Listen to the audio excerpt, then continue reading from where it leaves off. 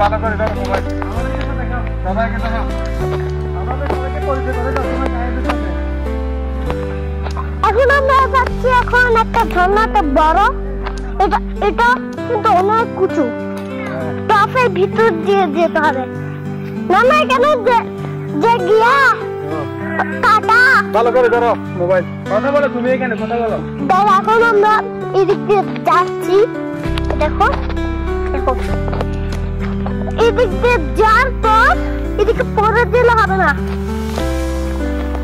এই তো সঠিক রাস্তা দিয়ে আসছি। এই হাতে একটা লাঠি নিয়ে দিই। ভালো করে ধরো, ভালো করে। ভাই মোবাইলটা ভাই এত গরম কেন? এদিক দিয়ে পাহাড় দিয়ে যেতে হবে।